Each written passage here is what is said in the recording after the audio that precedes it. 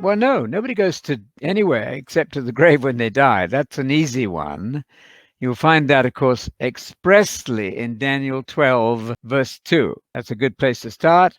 So that one in Daniel 12, verse 2 is expressly stating that many of those who are currently sleeping in the dust of the ground will wake up from their sleep, some to the life of the age to come, and others, probably a separate resurrection there, the rabbis felt, would be to a resurrection of shame.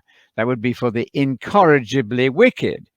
But yes, the other one is Ecclesiastes 9, 5, and 10. Enjoy life with your beloved wife all the days of the fleeting life that God's given you under the sun, for this is your portion in life. Now, your labor under the sun, whatever you find to do with your hands, do it with all your might, for in Sheol, that's the grave where we all go, the underground place where the dead are put when they die, in Sheol, where you are headed, where you're going, there is no work or planning or knowledge or wisdom. That's hard for people to get around because they are so indoctrinated with the idea that of the immortal soul, which says that part of you cannot die. That's just a colossal mistake, and I recommend getting rid of it. Every scholar that I read currently knows that the immortality of the soul is a pure Platonic, philosophical, I should say, impure idea, not at all biblical. So when you die, you're dead. The next moment of your consciousness will be in the resurrection. There's only one way out of death, and that is via the future resurrection. Luke 14:14 speaks of the resurrection of the just. There's also, as we know, a second resurrection for the whole of the rest of the dead. That's Revelation 20, verse 5. The rest of the dead, that's to say, every dead person apart from those who are in the first resurrection. The rest of the dead will not rise again until the end of the 1,000 years. We are classical premillennial people, as the earliest church fathers were. That's very easy, by the way. Your children will love that. Don't ever tell them that Aunt Bessie died and went to heaven. Don't ever tell them that Aunt Bessie died and is now looking down upon you. That is fatally destructive to the biblical narrative. It's fake news. Yeah, there's also this interesting scripture in Ecclesiastes 12. I'll start in verse 5. Furthermore, men are afraid of a high place, of terrors on the road. The almond tree blossoms. Wow. A grasshopper drags himself along. The caperberry is ineffective. For man goes to his eternal home, while mourners go about in the street.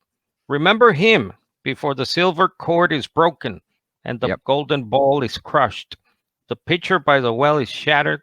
The wheel at the cistern is crushed. Then the dust will return to the earth. Remember that from Genesis? Absolutely. Dust you were, and to the dust you shall return as it was. And the spirit, if you want to expand on that, Anthony, because this is where people get confused. The spirit will return to God who gave it. Well, yeah, that spirit will return to God. That's the life energy that makes you a living person. That life energy, which was breathed into man originally, which made him a nefesh chaya, a living, animated, living, breathing soul or person, that energy will go back to God. You could also say that God will retain in his memory who you are in your innermost heart and mind and soul. The word spirit in the New Testament is very often synonymous with your heart and your mind and your thinking. As Christians, you're supposed to have the spirit of Christ. In 1 Corinthians 2:16, I think. The mind, the spirit, the heart. Now, David prayed the prayer about, into your hands I commit my spirit, even when he wasn't dying. Please note that. I think that's in Psalm 31, isn't it? If there's too much to do, we could do it another week. In Psalm 31, he said, into your hands I commit my spirit. And Stephen said the same when he was dying in Acts. This is a really good one. Into your hands I commit myself, effectively. I commit my mind, my whole personality into your hands. And then it says, Stephen, not his body alone, but Stephen fell asleep. This is very clear. This is a fundamentally important doctrine. Do not, please, think of the dead as currently alive.